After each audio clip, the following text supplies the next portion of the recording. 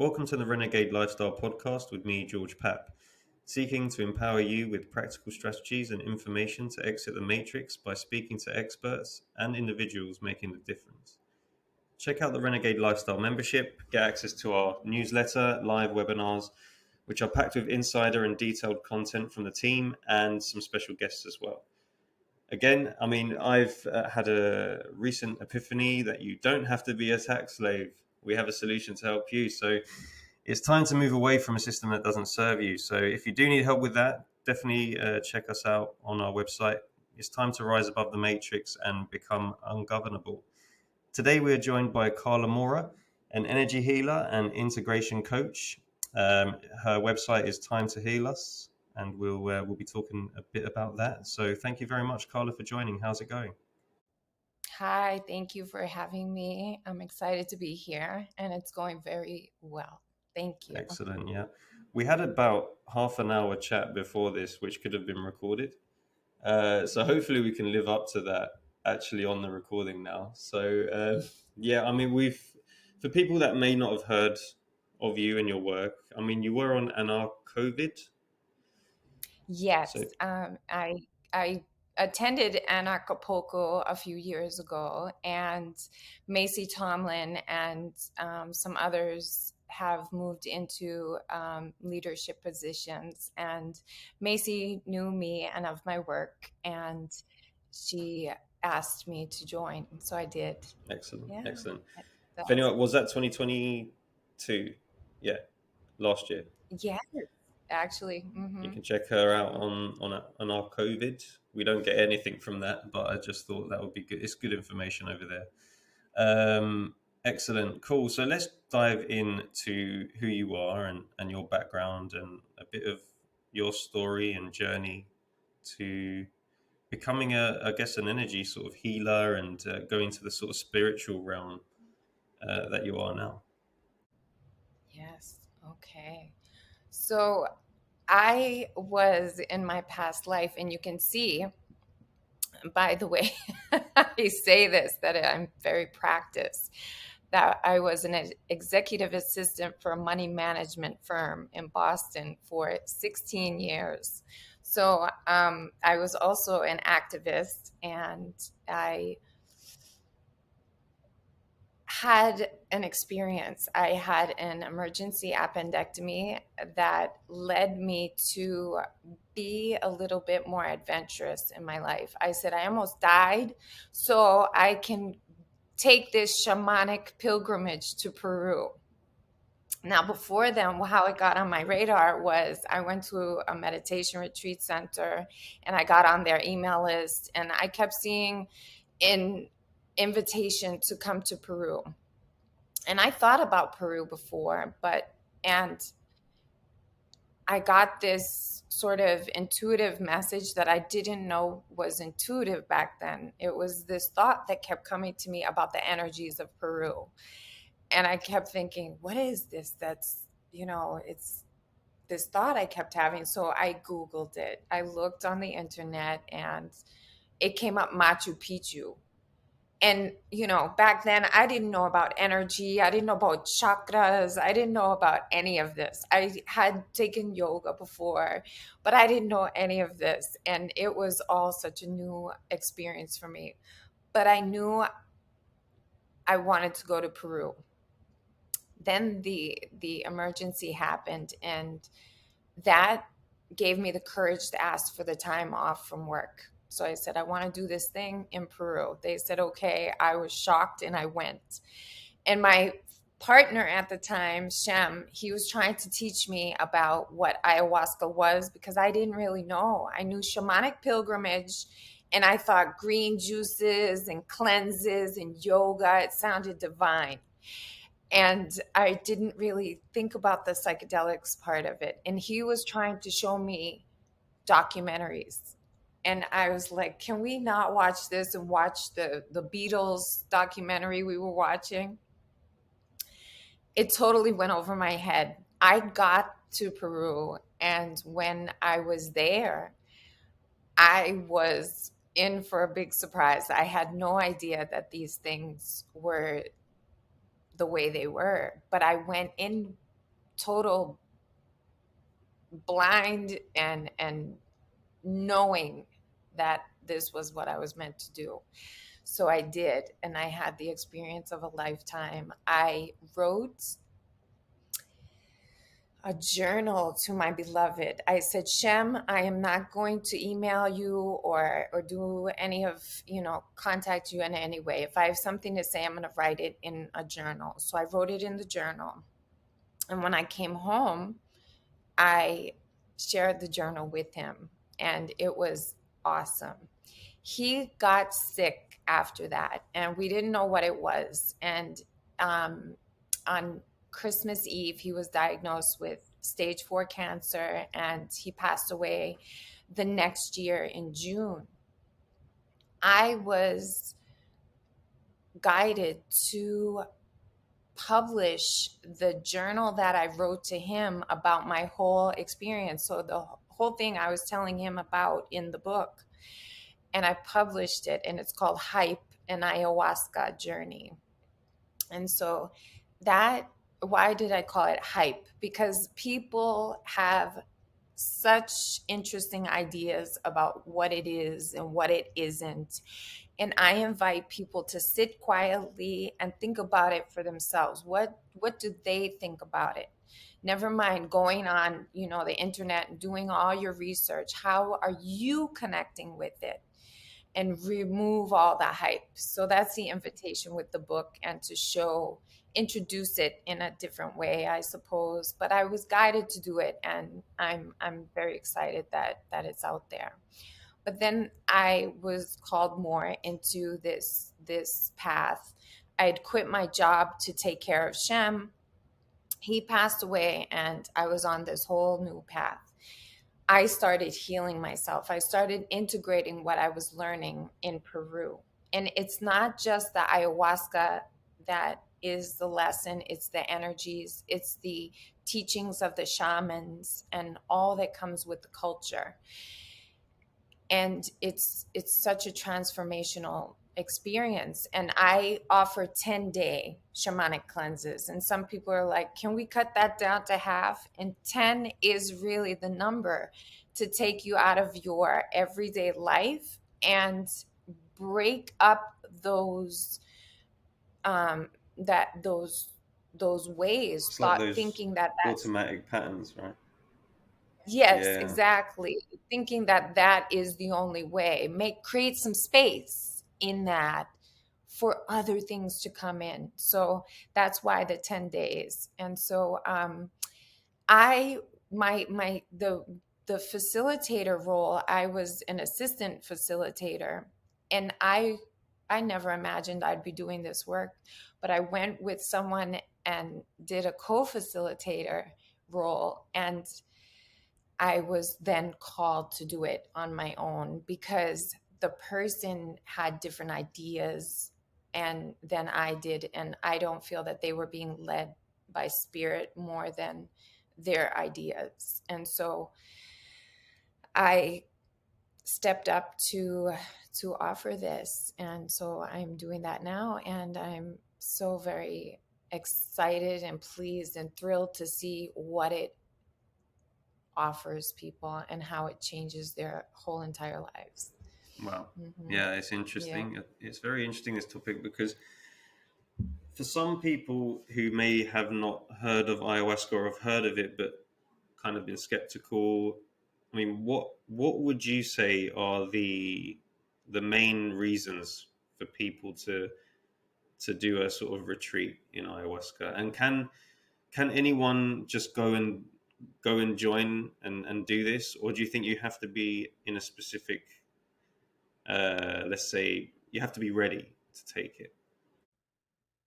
I invite people to look at the readiness. Are they ready? And most times it's a calling, because you can achieve the things that you achieve with ayahuasca without ayahuasca in other ways. There's meditation. There are so many different ways. But there is, there is a calling.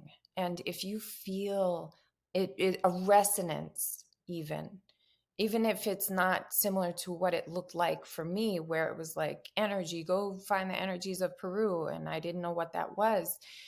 um, Even if they feel stuck, a lot of people who feel stuck, this is an answer for, or helps them find the answers. And that's a key thing too. In the preparation, if someone thinks that they're ready for this, it's a readiness. There's a calling. There's, if someone were to say, hey, I think this thing can help you, I think there ought to be a period of reflection and sitting with that to make sure that yes, and not just to think that this is going to be the next thing I do to help me, right off the cuff. I think there ought to be an integration of the idea of going. And once a person decides, the energy, the spirit of ayahuasca starts working with the person right away. Most times. For some, they're not aware of it. For others who have practice in their awareness, practice being aware of things, they notice it. They notice. And it's an amazing symbiotic connection and relationship. So I call it a she, Mother Ayahuasca, as the Shipibo Canibo people of Peru that I work with call her, as a spirit. And that goes to panpsychic uh, thoughts, the idea that things have a soul, or have an intelligence. So she starts to work right away, and she doesn't leave when the the the retreat is over, when we're done with that. So I mean, it's hard to put these things into words. I'm sure. absolutely. I mean, I haven't tried. See me struggling. No, no, no, no, no. I wasn't even saying about that. But yeah, I haven't tried any ayahuasca at all. It's quite hard to find around these ways. But I was going to ask you what your first experience was like with it, because the first one is, I guess. I mean, actually, I don't even know. I mean, I've heard people gradually. Well, go ahead and finish that thought. What were you going to I was going to say? say maybe the first one is the most like mind expanding, or let's say most thrilling of experiences. But then actually, I've heard experiences where you learn something new every time you take it, or you bring in something different, and you have something else expands within you every time. So, what was your first experience like? Again, it is probably hard to put into words, but I guess try. Absolutely. And this is in the book as well. And We'll have that in the show so notes. We'll have the link to that. beautiful. So the first experience was in the daytime, outside, and these factors play a part in that. In what kind of experience one might have at nighttime, it tends to go into the darker realms for the shadow work. And so in the daytime, in the sun, in the light, I had the most incredible experience of my lifetime. It was so amazing. And I feel like, and I'm going to try to explain this, that we prepare people with taking wachuma, which is the cactus and mescaline. And the night before, I had a vision on my hand. It looked like a tattoo, and it looked like a grid. And I was like, whoa, this is cool. And that's what I felt like I went into when I entered the realm, the ayahuasca space, when I went to the other side, as it felt for me. I saw the grid. And so there was something that appeared to me that said it was my guide. And it said to me, you were in because I had the surgery, I thought I was coaching myself. And I was saying to myself, if you're scared, close your eyes. If you're this, breathe more. And I'm like, ooh, I coached myself. And so my boyfriend at the time, Shem, he said, ooh, Ma, you did a very good job. We called each other Ma and Pa. He said, Ma, you did a great job. You were a boss in there. I said, I know, Pa. I coached myself and this and that. And even the surgeon was standing next to the equipment, and he was saying, are you an athlete? And I was like, no, laughing like, athlete. He said, your vitals, your heart rate and everything is so calm like an athlete. Those are athlete, um, whatever the things are called. So I was like, wow, that's interesting. So back to the ayahuasca and what the apparition was telling me. It was telling me it was a guide, and it was guiding me in those moments. I thought it was me, and the guy was saying, you thought it was you, but it was me. And hi, I'm here to help you, guide you through this ayahuasca experience for the first time. Nothing but pure love. Pure love, love, love, love, love. Everything love. It was rainbows, but I didn't see visuals. It was all the grid and feeling. And I felt like I was in another dimension altogether. And it felt like I knew the meaning of life. Like this was love, was the purpose of everything. Now, when you go on these excursions, you sit around, you open the circle with the energy very intentionally, and you ask the people who came, what is your intention? So, my intention, I didn't know what, I was working on my intention the whole time going there. And so when I came out, I was coming out of the ayahuasca experience, and I was like, I don't want to go. I don't want to go. Can we stay just a little bit longer? And the thing, what my guide was like, no, we got to go back to earth in the earthly realms. I'm like, okay. So we go, and there's helpers. We have helpers. And the helper came with water. And I looked at him like he was the first time I ever saw a human. And I was so grateful that he was there helping me and gave me the sustenance of life, water. And I was like, thank you. I looked at him like he was God. And he saw that. And he said, no, thank you. And I had no idea what he was talking about, because I had actually done the work. I had actually seen what I was meant to see and feel.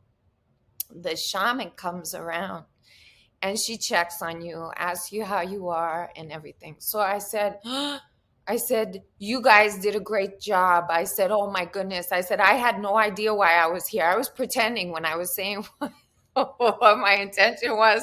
I was saying what I thought should be here for. And I just looked at her and I said, you guys prepared me so well. You took care of me. You sent me. I said, I'm here to learn.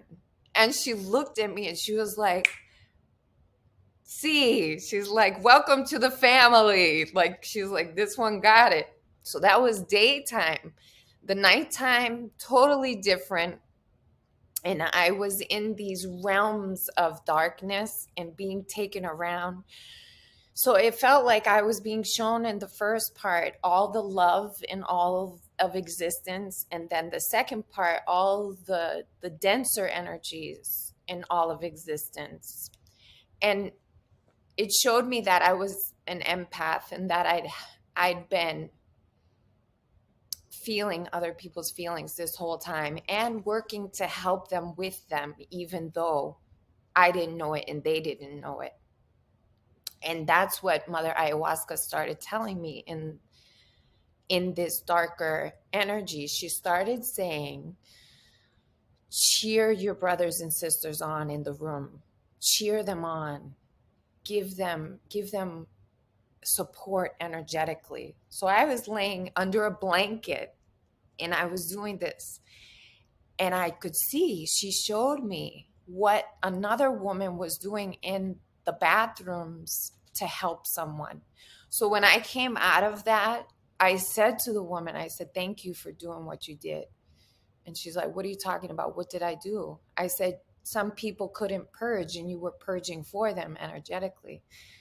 And she looked at me like, how do you know that? I was in the other room. I said, I was shown. And she said, okay. So these are some of the magical things and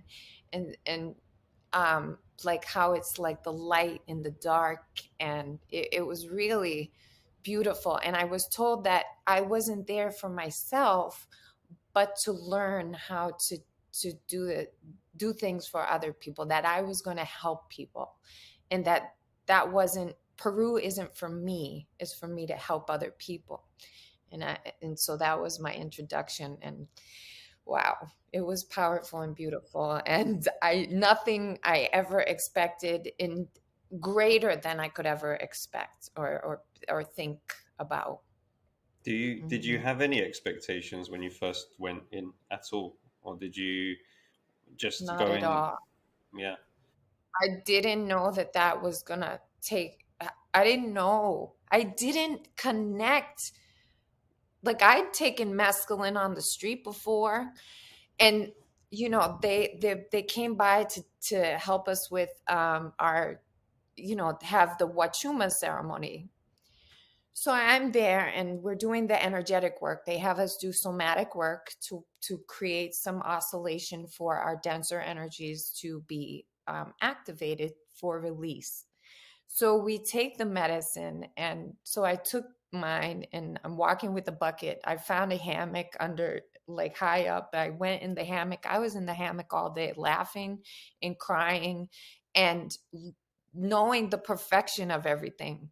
How did I learn that? Because of the way the roof was. It had a thatched roof, and I was looking up, and I'm like, oh my gosh, everything is perfect. Everything is perfect in that one day. So all day I'm laughing, crying, having the time. People were visiting me because I was having such a good time, but they were in their own thing around the retreat center. So it wasn't until dinner that I'm sitting there, and I had no idea what was going on really. I'm going through the motions and in the experience. And this guy said, "Man, that was interesting day." He said, "I have a very good relationship with mescaline." And I looked at him, and I said, I said, "Is that what we've been doing all day? I've been on mescaline all day." And it's like, yes. And that was like, oh, we're like taking what people know as drugs, and we're like, it's this thing where we're changing. And then it wasn't until a song circle, that somebody said something about getting out of the matrix. And I had been in activism for years, thinking that I'm some kind of Neo getting out of the matrix, that I already got out of the matrix and I know something because I know about some 10th Amendment Yeah. and these Material things. stuff. Yeah. And here's this powerful, break from another matrix that I'd been in. And I was like, wow, this is another Yeah. part of it. I think Another, there's so many layers. I think I've seen myself burst through different layers. Like the first one, I think, is like just coming to terms with the first one's kind of comes to terms with conspiracies, and I call them that, but that's just how to label them. But let's say the truth of how like these guys who run this matrix world, whatever we are in, and coming to terms with that. At first you become angry and you're like, I need to change everything, we need to like protest, and we need to do some kind of activism like you're saying.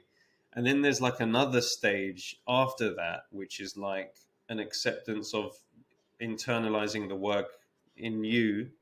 You have to be the change that you want to see in the world, because you're not going to like beg your slave owners. Basically you're saying to that you're owned by these guys, and you're basically a slave, and you're asking them to change, but it's you that needs to actually do the work to change with inside.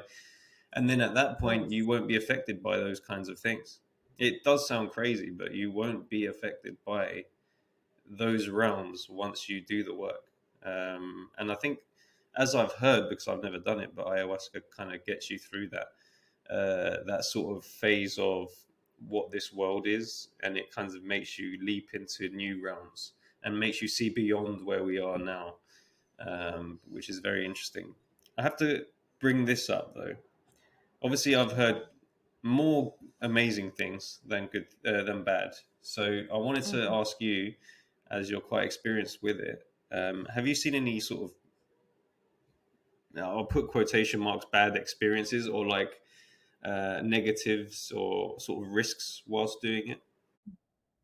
Absolutely, absolutely. And this is where the the facilitator's experience comes in, and knowing who you're working with, the shamans and the team that they have around them. And so for myself personally, um I'm okay, so I'll go back and I'll say this. There was a woman who was in the medicine, and she was having, and it wasn't scary for her. She was having the time of her life. So it was kind of like she was stuck in that space of euphoria and sort of like, yeah, this makes sense to me and I'm going to stay right here. And so the shamans took one of the tools that are worked with, which is agua de Florida, and work with it to bring her senses to um, jar her out of, and work with energy to jar her out of that euphoric state, to show her that the other things exist, so she could bridge back to this realm and come back. Because sometimes, and it's the Icaro, it's the medicine song that delivers the person, if you will, back to this realm, weaves them into the fabric, gives them a soft landing. And it doesn't always, the person isn't always I guess paying attention or resonant with that. So these things can happen. That's what I witnessed. It was easily remedied, and she came back and she was, giggling her face off, and everything was fine. For me, there are darker energies. I think yeah, the preparation is super, super important. I've seen things happen in the US that is a different story altogether. I don't recommend this being done outside of Peru, but some people want the healing so much, and that's a reality. And I'm not going to judge it or be, a police of that. But there was one place who didn't have the best ethical um, standards. They would bring in like 30 to 40 people. That's too many people. Yeah, they're just trying to make a bit of money, I guess. Turn over a profit. Yeah. They're making it like a business. And so there was a man who, and there are cars there. They have the access to their cars. So the man got up out of and I wasn't there. This is a hand story. So please keep that in mind. But this isn't the only thing that happened there. So the man got out of his ayahuasca ceremony and felt like panicked, and like that he couldn't escape the energies of the ayahuasca through his mind. So he felt like he had to make an action to leave. So he ran out of the tent, going to his car, and he drove out into the street. Amazingly enough, there's an antique sign for an antique shop nearby, and it says something about forgotten treasures, or something to leave the past behind, or make the past new again, or something along these lines. He read that, and that's what made him go back. He was like, oh, I got to take care of my stuff. That was like his sign, literal. And he drove his car and went back. From that time on, they took different measures for the parking, but that's something that can happen. People can have panic if they don't understand what they're, and this is something when I take people to Peru, we have Tamascal, we have massages, we have different things to tap into the psyche to help them go into this. The Wachuma, lemongrass purge, tobacco purge, these are things that help start the process. And there are energies in Peru that help. One of the things that happened when I went this time is I really saw, I took the people to the jungle, and we had the river flowing, and the river, there are spirits called apus, and the apus spoke to me and said, allow the hucha, which is dense energy, a Quechuan word, to come out of your head and come into the flow of the river and go down the river. And I was like, okay. And I could feel it going. And then when someone asked me, the retreat owner, she said, where do you want the massage? And so she said the Maloka, the medicine area, the another area, or down by the river. And it's down by the river all day long because the energies can go in there. So these are the sorts of things that come up. And so that was a personal thing that happened with me, is that I took someone on scholarship because I knew the person, and I was guided to have them participate in a scholarship. And they had been working with denser energies in the jungle, and they were going to become a shaman. And so they came with me, and we're in ceremony. And all of a sudden, now I told you about this other woman who purges per people. So this can happen in ayahuasca ceremonies as well, where if you can't purge, someone else in the room might be purging for you. Is that So it might purging negative energy? Yes. Okay. So it could be like if someone can't vomit to get the negative energy out, someone else might do it for them. So this was the case with this woman. Now I'd been working, and I always want to go to Peru and have a clean bill of health from the grandmother, and she'd say, oh, you're clean. So I'm working all the time to cleanse my energy. Right now I'm holding this copper ball as a way to purge any energy and cleanse any energy between us. So I was in the ceremony. I got this and I don't believe in demons, but there are thought forms that create forms that are what the thought forms are. And there are some people who believe in demons, and there was a demon thought form in the room. And it came right into me, and I started panicking, and I was like, ugh. And Mother Ayahuasca came in, calm and cool. And sometimes I think of her as that woman, the oracle in The Matrix, the movie, cool with her cigarette. Yeah. I think so. Mother Ayahuasca came in, and she's like, well, what are you doing?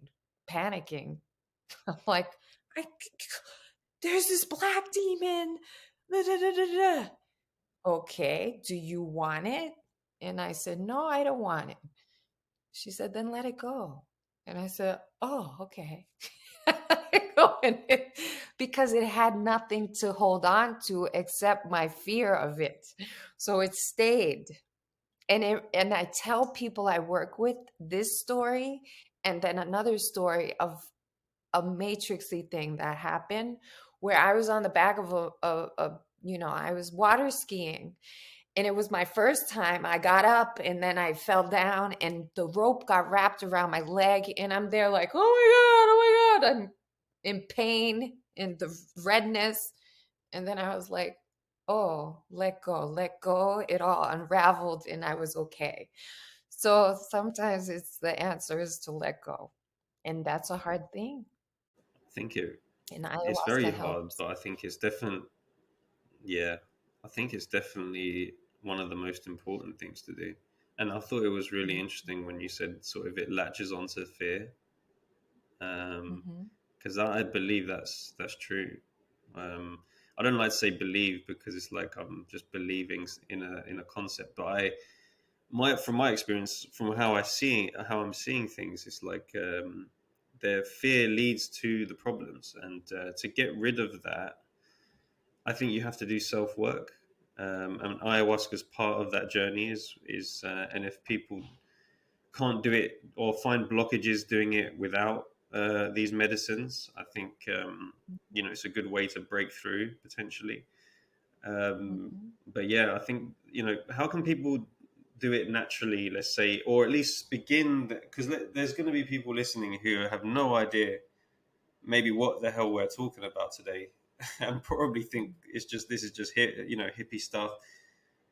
I've Right. come to terms with the fact that this is one of the most important topics in life, to like really break through the monkey mind, or to Yes. allow new energy to come into you, and to fill your mind with positivity instead of like a default negativity, which most people have if they haven't done any sort of work on their ego or work on their self. How can people begin their journey? I guess it wouldn't maybe be ayahuasca straight away, but how can people Mm-hmm. begin that journey to, I guess, self liberation within the mind and the soul? I guess. Mm-hmm. The way that I started was through meditation and Buddhism. I the which led to personal growth work, and there's a ton. I mean, you can get TikTok videos can help you get through the day. You get inspired through the words. There are mantras. There are so many different ways we can do gardening, walking in nature. A lot of people during COVID went into nature, and this was one of the things that help them with their monkey mind and that denser energy. The nature cleanses and clears a lot of those overlaid denser energies, which then can cloud the mind and lead us to illusion and delusion. So nature, um, also cold plunges. There are so many different ways to help us. Ecstatic dance, yoga, sound therapy, yeah, sound healing, so many different things. And it feels like so many things are coming up at once for us to have, no excuse to embark on something like this, and there are personal coaches. Today I finished my creation. It's called I was going to write a book, but when I came home from Peru, I've written a great deal of it. When I came home from Peru, I was in the I knew that purging, cleansing is very important. There's a book, The Body Keeps the Score by Basil van der Kolk, and this shows what the shamans show, that energy gets stuck in our bodies. So it's important to move the energy. That's like one of the biggest things for release. And how do we keep it out? So I came home and I created this deck of cards. It's 44 cards that shows each one a purge or protect, or a purge and protect method. So my idea is for people to have three of the cards and do three of them per day. One of them might be to, when you get out of your bed, you cleanse your bed with sage or something like this, incense or palo santo, and you clear away the energies. Maybe you went to bed and you weren't feeling your best, and you clear away that energy. And then when you're making the bed, you can make an intention For your sleep, I want to sleep very nicely and well. So you're preparing yourself, your mindset for a great night's sleep. You're cleansing what the past was, and you're making intentions for the future. So some things like this.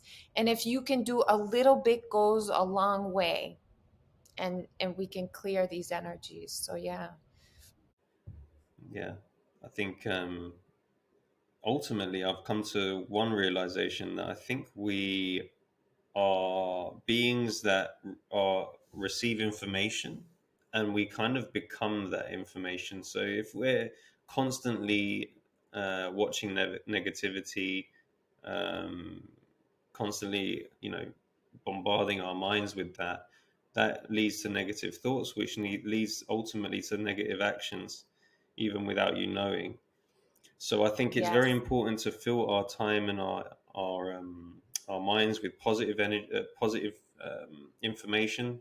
You know, be around loving people, be around good, positive, and inspiring information. So be careful what you actually watch. I know sometimes you can um, just laze and potentially watch too many conspiracy theory videos, or even well, I don't think anyone on here watches the news, but just negative information in general can really make you fall down a negative path. So make sure you clean that energy with positive information, in my opinion.